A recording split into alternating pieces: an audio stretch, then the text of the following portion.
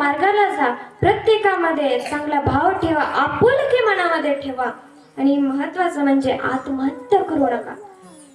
अहो आता जामखेडमध्येच एक पिंपरवाडी का पिंपरखेड काहीतरी तिथं झाली वाटते एक आत्महत्या, आणि जामखेडमध्ये पण 2 आत्महत्या याच आठवड्यात.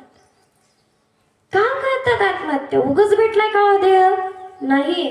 अहो या देहाची किंमत कोणत्याच गोष्टीशी करता येणार नाही, एवढा दुर्लभ हा देह आपल्याला भेटलाय. आणि मग ह्यो असंच आत्महत्या करून वाया घालायचा? मला सांगा, एक अपयश आलं म्हणजे आपले पुढचे सगळे यशाचे मार्ग बंद होतात का? नाही. अहो अपयश हीच यशाची पहिली पायरी. आपल्या शाळेमध्ये देखील असतो सुविचार. म्हणून काही छोटे छोटे कारणाला, कुठं परीक्षेत मार्क पडले म्हणून करा आत्महत्या, ह्यानी भांडण केलं म्हणून करा आत्महत्या, पुन्हा त्यांनी चापट हल्ली म्हणून करा आत्महत्या, आई वडिलांनी मोबाईल नाही दिला म्हणून करा आत्महत्या. अहो छोट्या छोट्या कारणाने आत्महत्या करतो.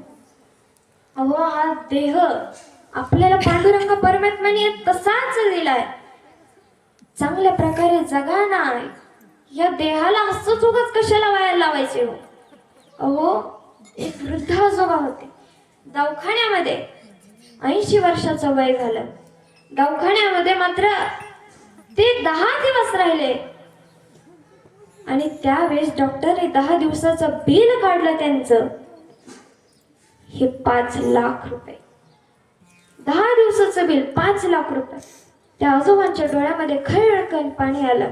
डॉक्टरांनी विचारलं, का हो पैसे